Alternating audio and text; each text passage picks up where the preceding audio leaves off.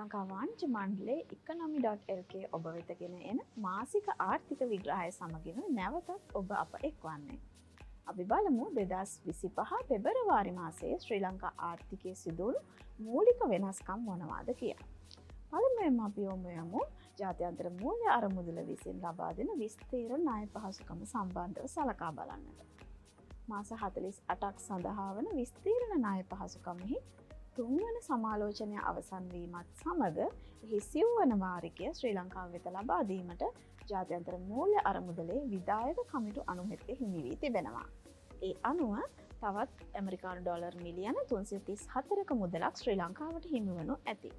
ඒ අනුව ජාත්‍යන්තර මූල්‍ය අරමුදල මගින් මෙම විස්තීර්ණ ණය පහසුකම යටතේ ශ්‍රී ලංකාව වෙත ලබා දී ඇති සමස්ත මූල්‍ය සහාය ඇමරිකානු ඩොලර් බිලියන 1.34ක් පමණ වනවා. මෙම වැඩසටහන යටතේ ශ්‍රී ලංකාවේ කාර්ය සාධනය ඉතා ශක්තිමත් වී ඇති අතර ආර්ථික යථා තත්ත්වයට පත්වීම වේගවත් වී ඇති බව තමයි ජාත්‍යන්තර මූල්‍ය අරමුදල පෙන්වා දී තිබෙන්නේ. උද්ධමනය සම්බන්ධයෙන් සලකා බැලුවොත් 2025 පෙබරවාරි මාසයේදී කොළඹ පාරිභෝගික නිලදර්ශකය අනුව මතුපිට උද්ධමනය නැවතත් ඍණ අගයක් වාර්තා කර තිබෙනවා. එය ඍණ 4.2ක අගයක්. මෙය ඍණ උද්ධමනයක් එහෙමත් නැත්නම් අවදමන තත්ත්වයක් වාර්තා කළ හක්කණ්ඩ 6 වන මාසයේ විදියට වාර්තා වනවා. විදුලි ගාස්තු අඩු කිරීම සහ ආහාර මිල ගණන් අඩුවීම හේතුවෙන් පෙර බලාපොරොත්තුවට වඩා අඩු උද්ධමනයක් 2025 පළමු කාර්තුව තුලදී වාර්තා කරනු ඇතැයි ශ්‍රී ලංකා මහ බැංකුව පුරෝකථනය කරනවා. නමුත් 2025 දෙවන කාර්තුවේදී මෙම උද්ධමනය ඉහළ යනු ඇතැයිද මහ බැංකුව අපේක්ෂා කරන අතර මධ්‍යකාලීනව 5%ක මට්ටමේ ස්ථාවර වීමට පෙර 2026 දෙවන කාර්තුවේදී උද්ධමනය තරමක් ඉහළ යනු ඇතැයි ඔවුන් අපේක්ෂා කරනවා. ආර්ථික වර්ධන පුරෝකථනයන් සම්බන්ධයෙන් සලකා බැලුවොත් 2024 වසර සඳහා මූර්ත දළදේශ නිෂ්පාදිතයේ වර්ධනය 5% ලෙස ඇස්තමේන්තුගත කර තිබෙනවා. එම වර්ධනයට වැඩිම දායකත්වයක් කාර්මික අංශය විසින් සපයනු ඇතැයි බලාපොරොත්තු වනවා. ඊට අමතරව අඩු වෙළඳපොළ පොලි අනුපාතිකයන්ද මෙම ආර්ථික වර්ධනයට ධනාත්මකව බලපානු ඇතැයි ශ්‍රී ලංකා මහ බැංකුව පෙන්වා දී තිබෙනවා. මීළඟට අපි යමු විදේශ අංශයේ කාර්යසාධනය කෙසේද කියා සලකා බලන්නට.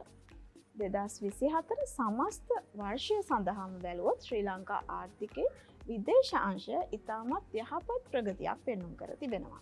2024 වර්ෂයේදී වෙළඳ හිඟය පුළුල් වුවත් සංචාරක ව්‍යාපාරය සහ තොරතුරු තාක්ෂණය ඇතුළු සේවා අපනයන තුළින් විදේශ විනිමය ගලා එම් විදේශ ප්‍රේෂණවල 10%ක පමණ ඉහළ යාම ඒ වගේම බාහිර ඉපයීම් ශක්තිමත් කාර්යසාධනයක් පෙන්නුම් කර තිබෙනවා.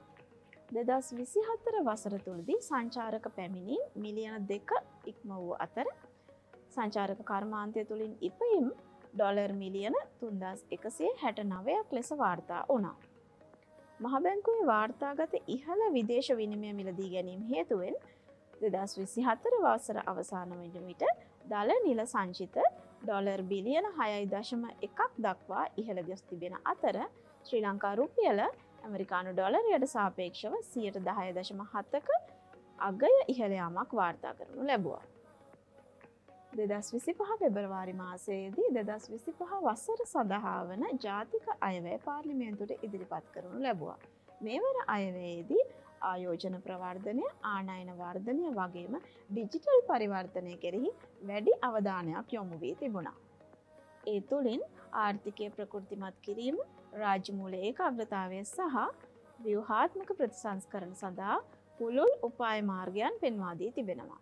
2025-2029 දක්වා වන ජාතික අපනයන සංවර්ධන සැලැස්ම හරහා අපනයන වෙළඳාම් පුරුල් කිරීම, නව ආයෝජන හිතකාමී නීති හඳුන්වා දීම වගේම ඩිජිටල් යටිතල පහසුකම් පුළුල් කිරීම සම්බන්ධව මෙවර අයවැයෙන් වැඩි අවධානයක් යොමු වී තිබෙනවා.